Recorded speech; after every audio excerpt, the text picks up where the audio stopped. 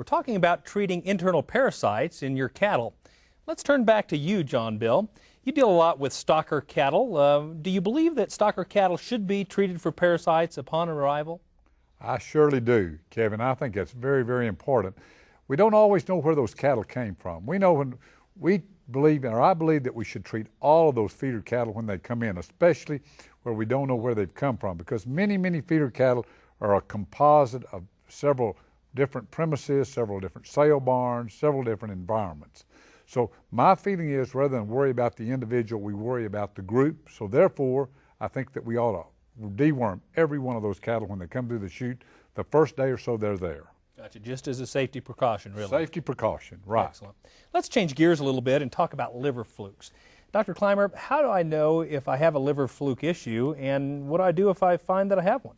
First of all, liver flukes are a problem we've had for many years, but they're not, they're limited to certain geographic areas, and I think we have a map that we'll be able to show the people that these areas where we have found or had reports of liver flukes. And the liver fluke is difficult to control. It does cause a significant amount of damage. And if you do have a liver fluke problem, we do recommend a treatment. But one of the downsides is if this animal is going to slaughter, that animal is actually going to be in boxed beef somewhere before the liver can regenerate. So we need to consider when and where and if we need to treat or not. There's one product, chlorsalon, that does do a pretty effective job on controlling the liver fluke. But we need to be very careful, and not all the cattle have a fluke problem, so it's not something we need to just go treat everything with because it may not need it. That's great insight.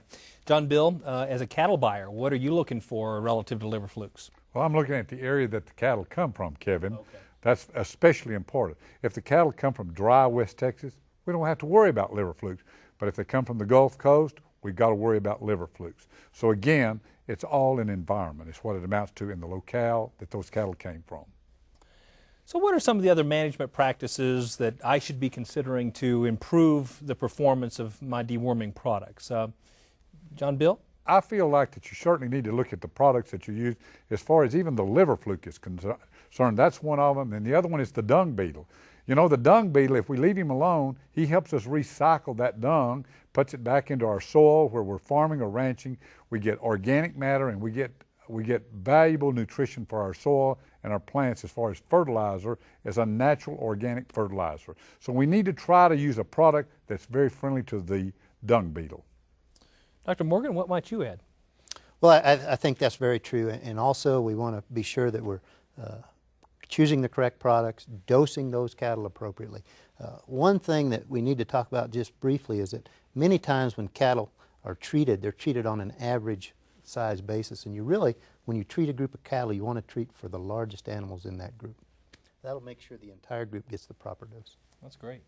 Well, speaking of dung beetles, I know you and I were talking earlier. You have a lifetime of experience with them. What might you add to that conversation? I think dung beetles are very interesting little creatures. First of all, there's about 90 different species in the United States. Some of these were imported via Australia, and actually they originated in South Africa. But they were brought in because they are a little more effective, a little more efficient, and they were introduced actually in the mid-70s.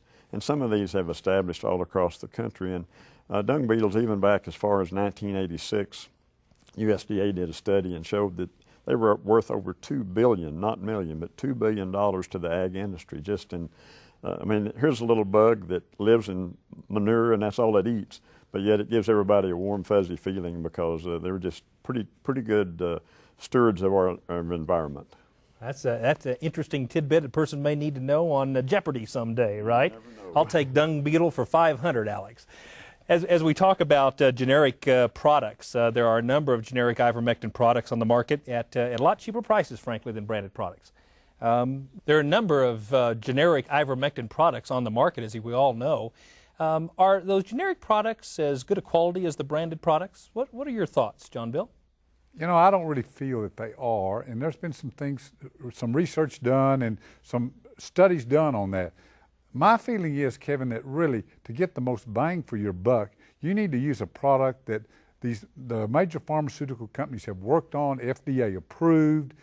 I just don't think, and I do not recommend to my clients, and we don't use them in our operation, we don't use the generic products. We use the products put out by the true pharmaceutical companies that have done the research, spent the money to get them on the market.